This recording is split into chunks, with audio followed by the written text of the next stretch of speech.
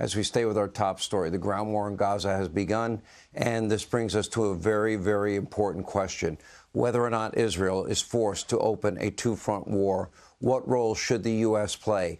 How do we protect our American soldiers in the region and deter any threat from Iran without sparking a world war or an entire breakout of war in the entire region?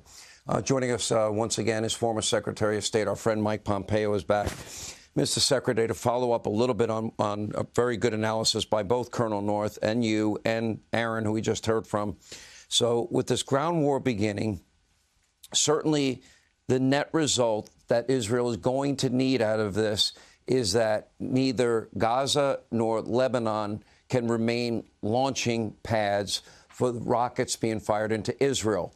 The second very important goal has to be the tunnels, which we spoke of earlier, the network of tunnels. So I want to walk through this, if I can, with you, front by front.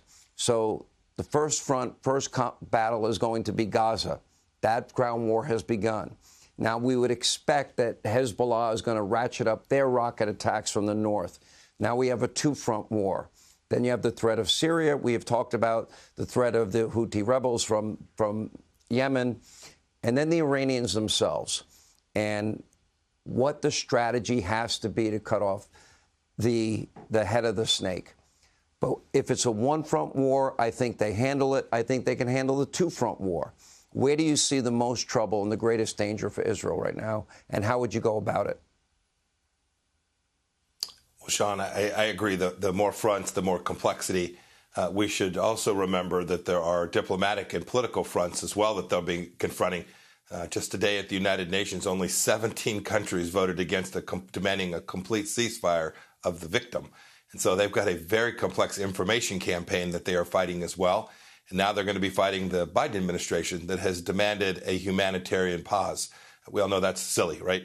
$100 million going there is going to be $100 million worth of more fuel, $100 million worth of tunnel reinforcements, $100 million more munitions. That's what the Hamas terrorists will actually use that money for. So they've got that information warfare front as well. The United States can play the central role at preventing these other fronts from opening. So I think you may have even neglected another front, Judea and Samaria, the West Bank. America can have a role in keeping containment in the West Bank. It can certainly do good work, making clear to the regime in Iran that there'll be real costs imposed on them. Colonel North did a fine job of talking about some of them.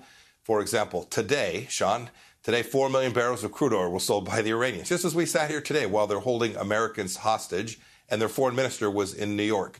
We can do simple things, things that are non-kinetic, that can impose real cost on the Iranian leadership, convincing them that they need to restrain these proxy forces.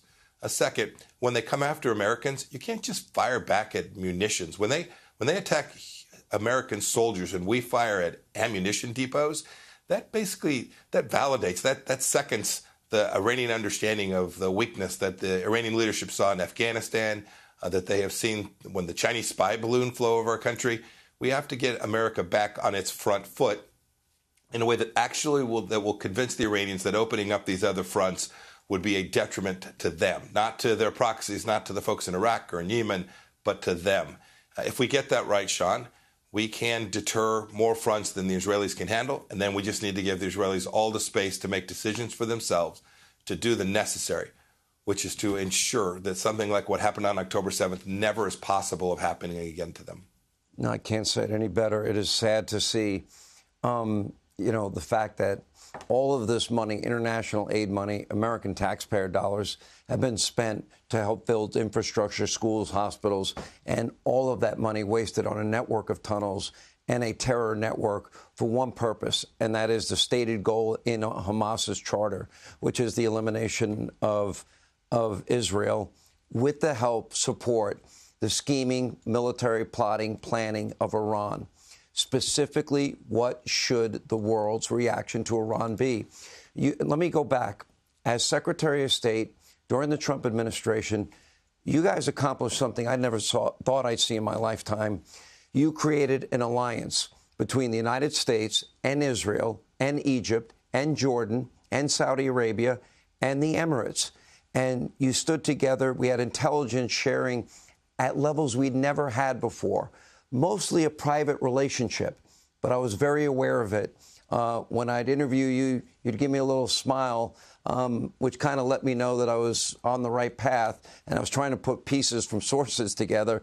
But your CIA roots were held very strong. You never gave me a real clue. But I know we had this. Can you talk about that alliance? Can we achieve that alliance again? And it was really to stand against Iranian hegemony in the region and them ever getting a nuclear weapon. Can we get back to that?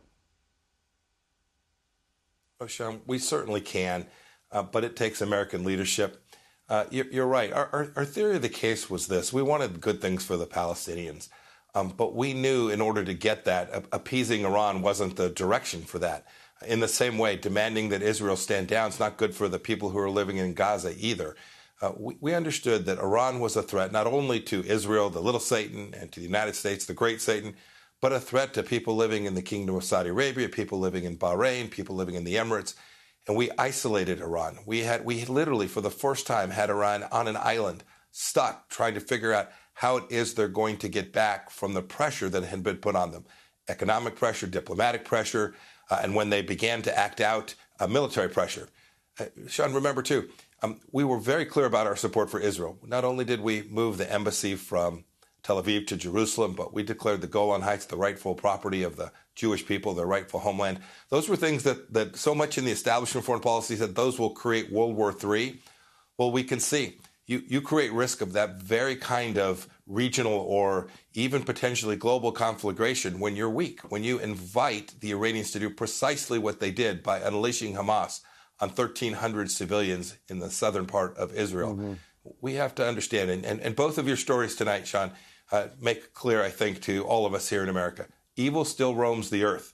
And there is a responsibility to ensure that when it happens, when that evil exposes itself, that we do everything we can to prevent it from impacting those who are good human beings trying to do the right thing. We know who the victim is here. We know who the aggressor is here. And America simply needs to stand on the side of those people who are fighting for basic human decency. I wish you could bring that message to every college and university across the country that has taken positions that, frankly, are incomprehensible to me.